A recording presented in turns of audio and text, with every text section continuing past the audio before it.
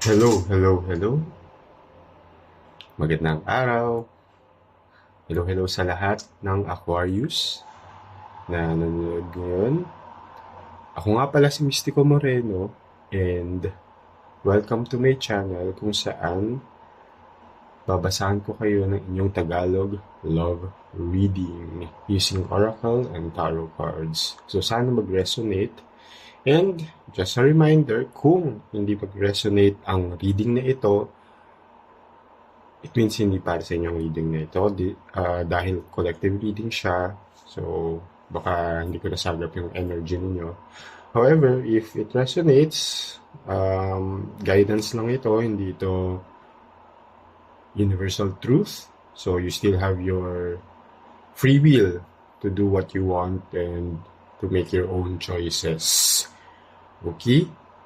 And, ayun, kung hindi nga din siya nag-resonate, abangan nyo na lang yung mga susunod ko pang collective reading. Okay, so ang gagawin ko ngayon is using this oracle deck, I'll get the overall energy of this reading. Then this tarot deck would be the details or the storyline. And yung itong dalawa pa would be the advice from the universe. Sige, without further ado, simulan na natin ang reading na to. Okay, sabi ko lang muna to. Okay, na pre-shuffle ko naman na to. Pero, balisahin lang natin. Oops!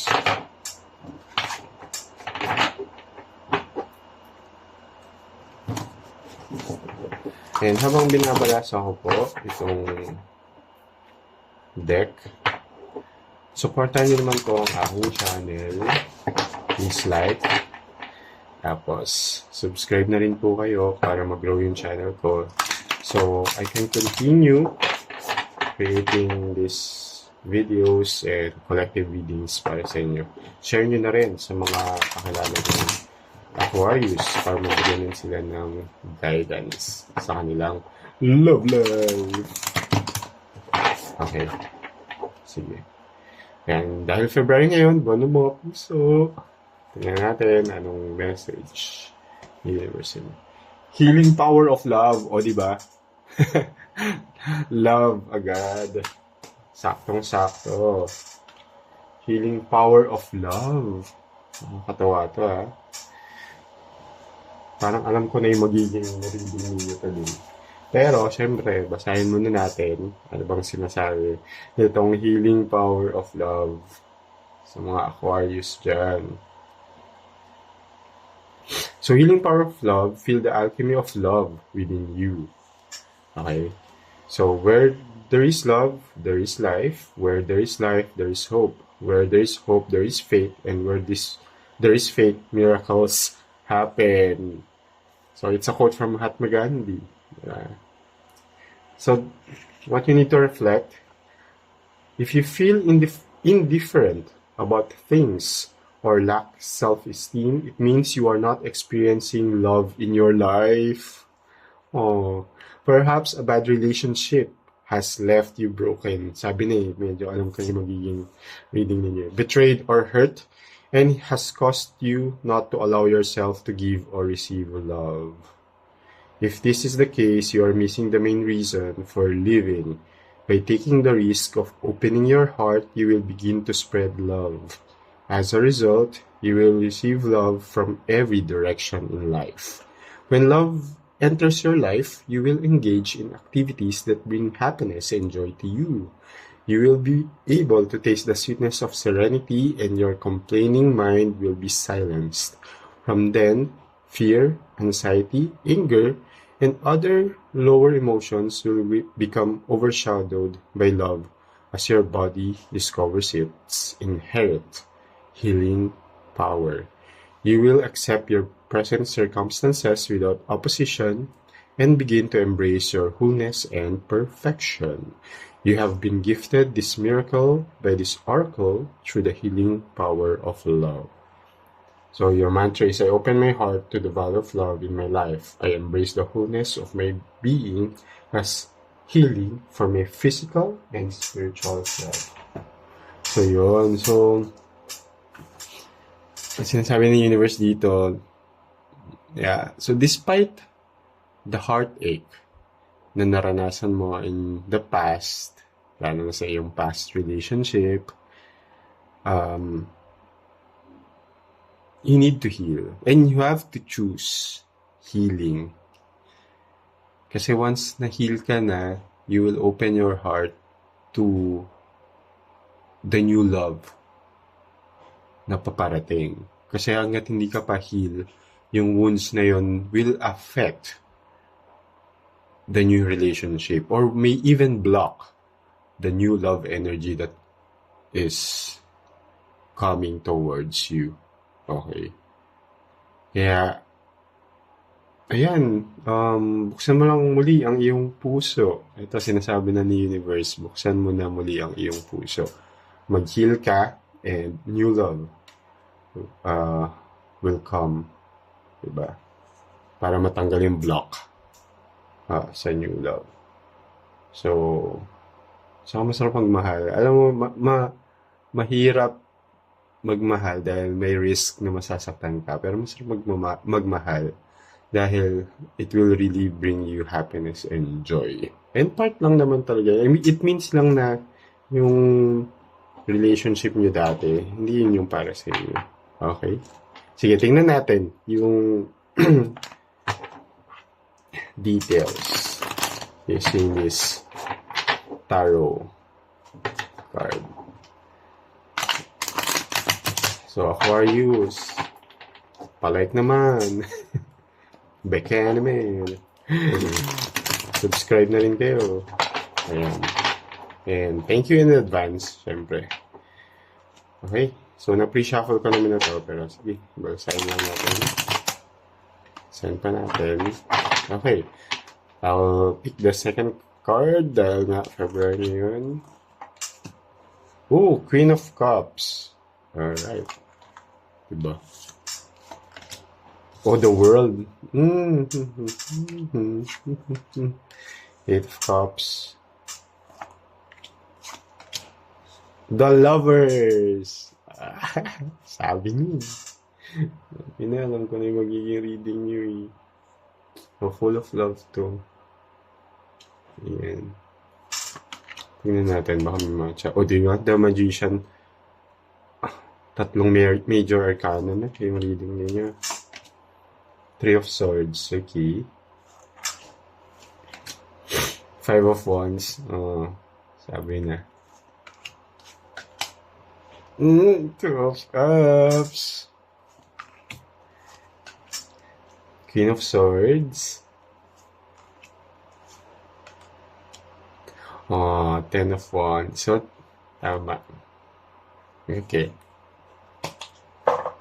Sige.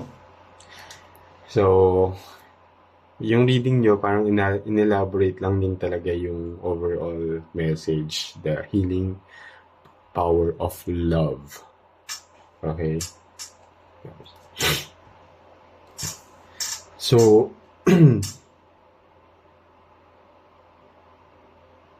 yeah, wala ngang lumabas na coins or pentacles.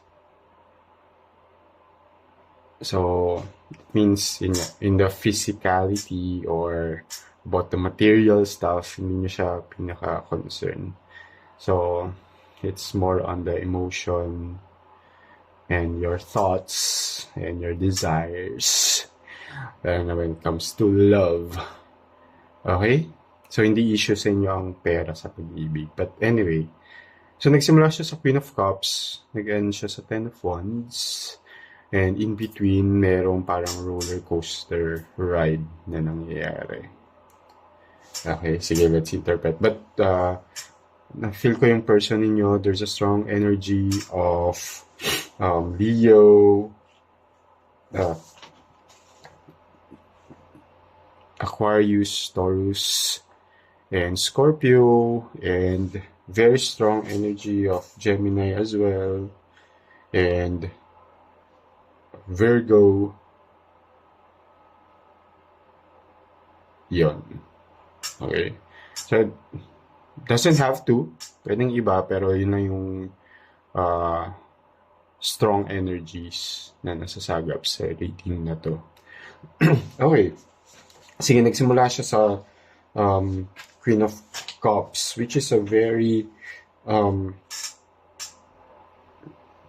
nurturing energy, and Cups is about your feelings and emotions. So it's a card of empathy and kindness and self-love. So yun, yeah, you and your person is, so ang nasasagap ko dito is parang recent past siya. And yun nga, in the recent past, you had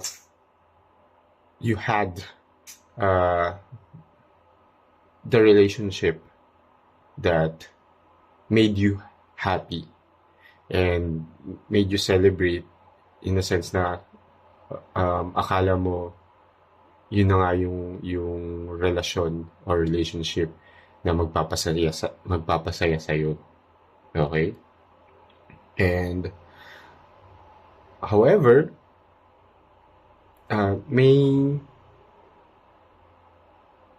dun si Eight of Cups kasi. So, Eight of Cups is a card of walking away and letting go. So, nag-resonate dito sa Oracle card na something happened in the past na yung relationship na inakala mong yun na ay hindi nangyari. So, nagkaroon ng breakup, ng paghihiwalay, ng di pagkakaunawaan. Pero mahal niyo yung isa't isa.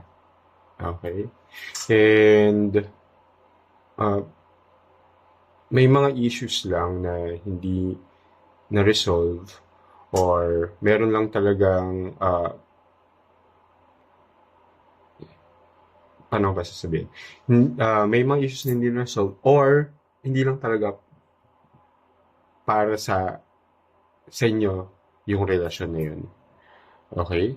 But the Lover's card is really a card of a love, and hindi, ang nasasagap ko dito, hindi naman din talaga na hindi nyo mahal yung isa't isa. Kaya nangyari yun. Okay? Pwedeng sa sobrang mahal nyo talaga yung isa't isa, you really have to do it. Kasi may mga nasasaktan na, may mga naapektuhan na aspeto ng life nyo. Not just about sa love, pwedeng sa finances, sa relationship nyo with with others. Okay? And yun nga.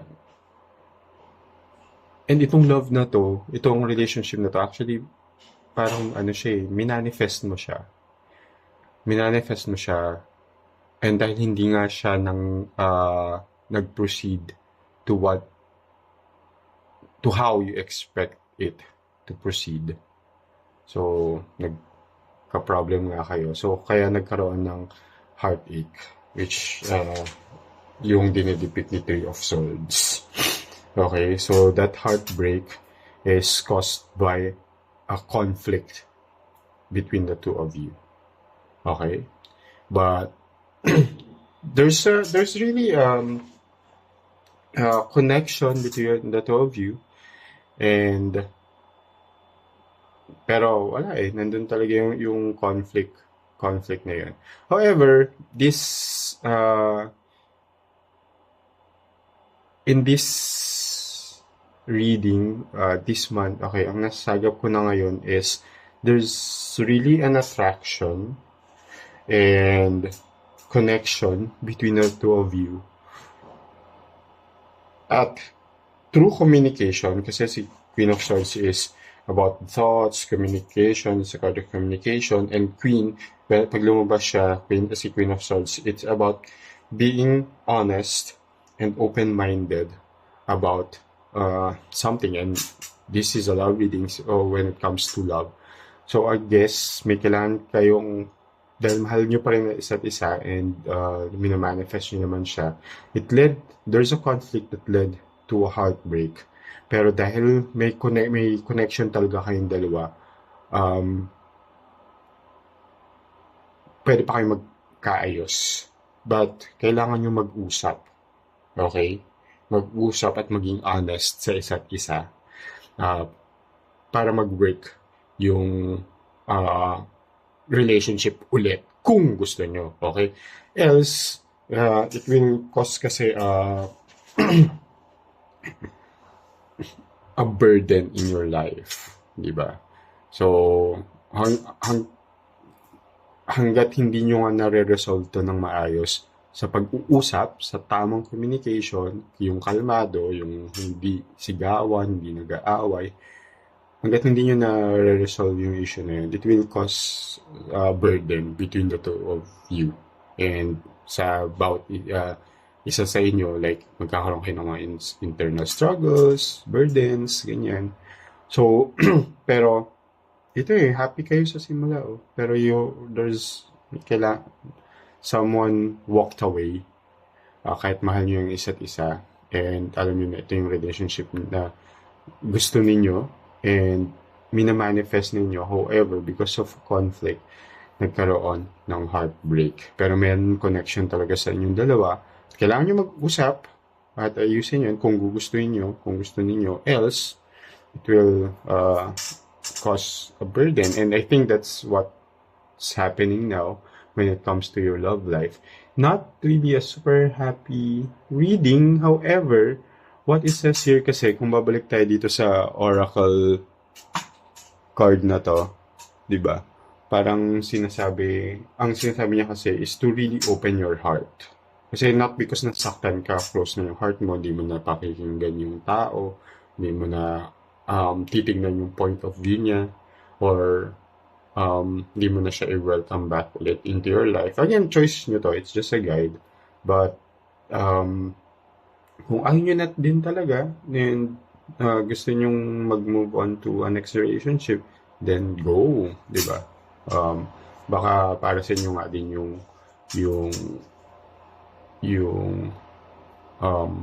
new person na yun.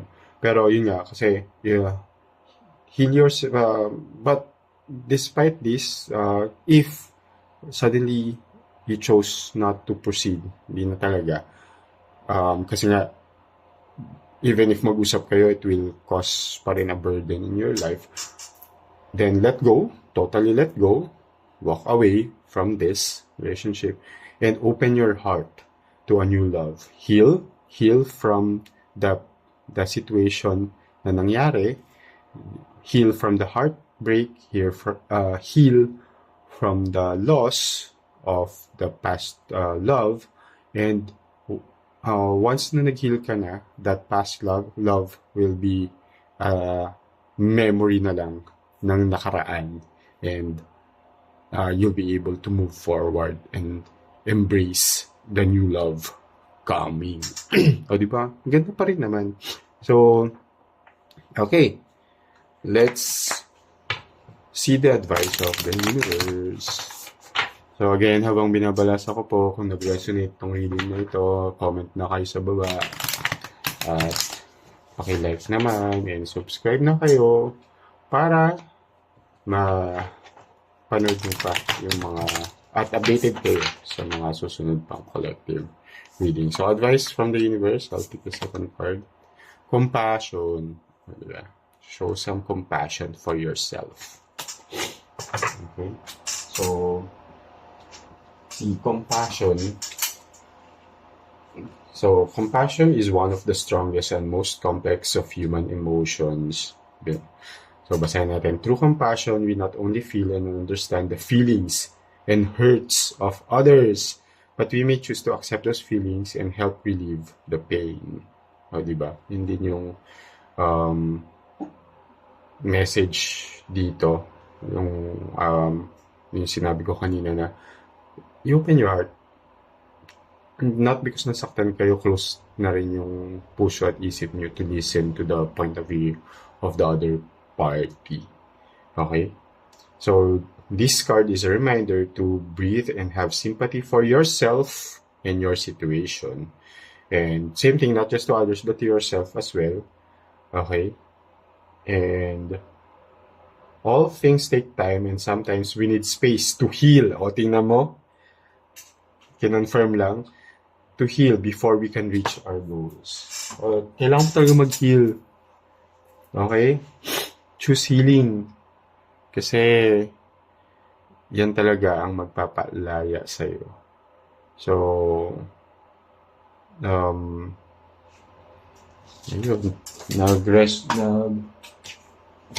dinoble confirm lang nung advice ni universe na mag-heal ka na. Okay, from this. 1, 2.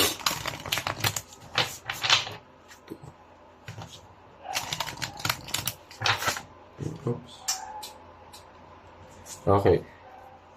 So, supported by Alder. Ay, hindi na siya kita. Ayan. Basta si Alder to.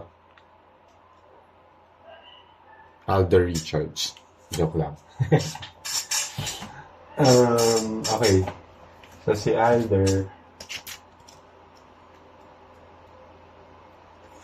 Alder is a card of strength and protection and balance. Ayun. So, be strong. Diba? So, and kaya mo yan. So, sinasabi lang dito na kaya mo yan. Kaya mo mag-heal. And once you choose healing, kakayanin mo. Okay? So, yun lang po. Sana nag-resonate itong reading na to. And if nag-resonate, so use it as a guidance. If not, again, abangan nyo na lang po yung susunod ko na collective reading. Okay, so salamat sa lahat ng Aquarius. Kaya nyo yan. Muli, ako po si Mystico Moreno. Kita-kits sa susunod na reading. Ingat!